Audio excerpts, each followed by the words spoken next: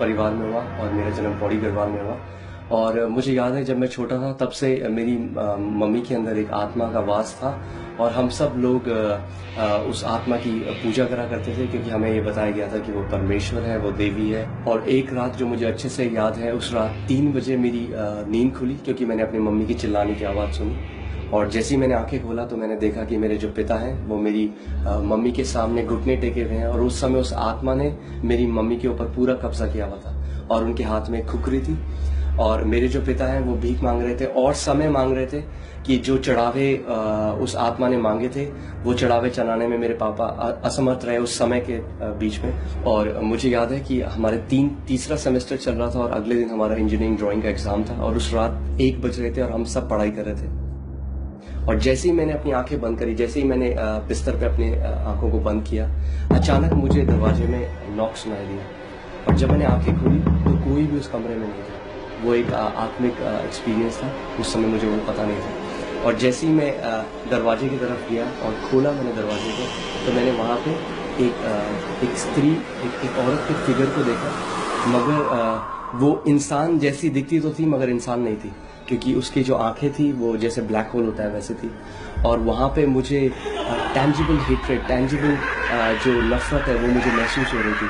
और मैंने उस दरवाजे को बंद करने की कोशिश करी और जो वो आत्मा थी उसने दरवाजे को धक्का दिया और मैं गिर गया और उसने आके मेरे यहाँ पे काटा। और जैसे ही यहाँ पे काटा मैं उठ गया और जैसे ही उठा मेरी गर्दन में यहाँ पे दर्द हो रहा था। और मैं अपने सारे दोस्तों के पास गया और मैं रो रहा था क्योंकि मैं बहुत डर गया था। और मैं उनसे कह रहा था कि ये मैंने देखा है, और वो कह रहे थे कि ये एक नाइटमेयर होगा, एक बुरा सपना तुमने देखा होगा और सो जाओ।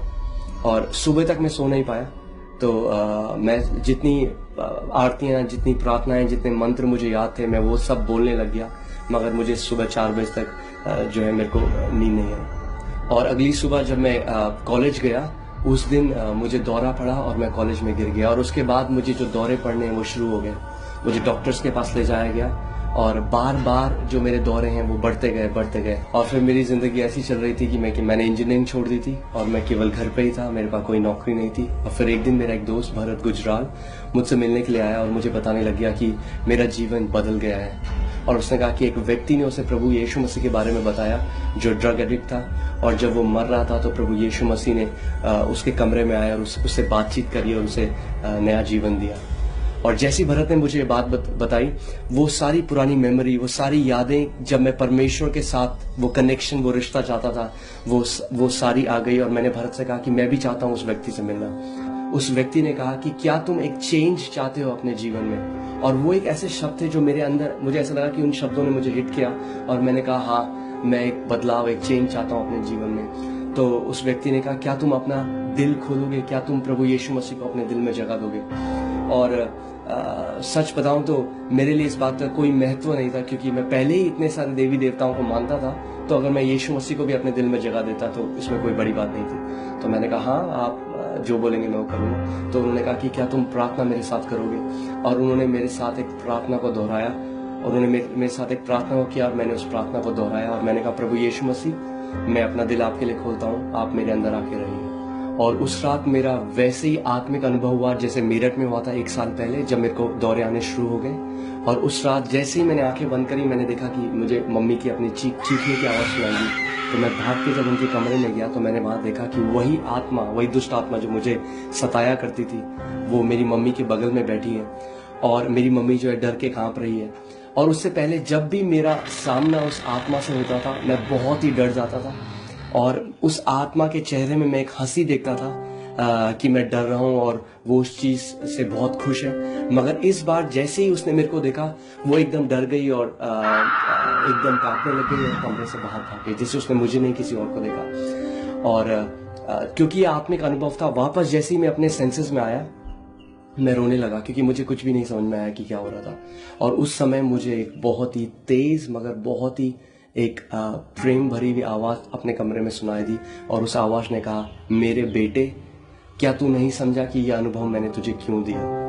और मैं इधर उधर देखने लग गया कि आवाज़ कहाँ से आ रही है और मैं नहीं समझा था। और फिर एक धीमी सी आवाज़ ने कहा, ये प्रभु यीशु मसीह है जो तुझसे बात कर रहा है। और मैंने कहा नहीं, मुझे नहीं समझ में आया कि आपने मुझे अनुभव क्यों दिया। और उस आवाज़ ने कहा कि अब मैं तेरे अंदर रहता हूँ और तुझे अब से दुष्ट आत्माओं से डरने की जरूरत नहीं है।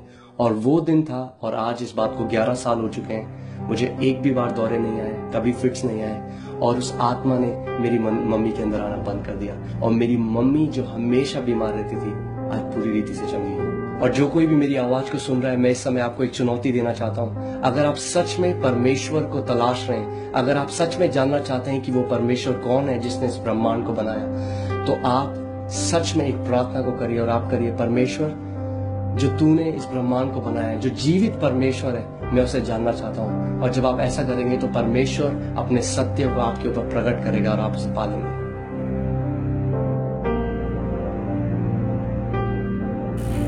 आपने ये गवाही सुना कि कैसे परमेश्वर ने अपने दास अंकित सगमान जी के जीवन में अद्भुत रीति से कार्य किया। मेरे प्रियो, अगर इनके पास आज सुसमाचार नहीं सुनाया जाता तो ये नहीं बचाए जाते और इनके जीवन से इतने बड़े बड़े काम परमेश्वर नहीं ले पाते। मेरे प्रियो, इसी तरह के कई अंकित सगमान जी जैसे है, उन्हें हमें सुसमाचार सुनाना है ताकि वो भी बचाए जाए और परमेश्वर की अद्भुत रीति से कार्य को करने पाए। मेरे प्रियो, हमें सुसमाचार सुनाना नहीं रुकना है, तो हमें मिलकर परमेश्वर का कार्य को करना है। मेरे प्रियो, ये एक समय था जब अंकित सगमान जी को दुष्ट आत्मा डराते थे, लेकिन आज इनसे दुष्ट आत्मा डरते हैं। इनके द्वारा कितने बड़े अद्भुत कार्य परमेश्वर कर रहे हैं जो छतरपुर दिल्ली शहर में है। मेरे प्रियो, प्रभु इस गवाही के द्वारा आपको आशीष दे। इसी तरह की गवाही देखने के लिए आप हमारे YouTube चैनल सच्ची गवाही को सब्सक्राइब करें और बेल आइकन को जरूर दबाएं ताकि हमारे आने वाले वीडियो का नोटिफिकेशन आपको मिलता रहे।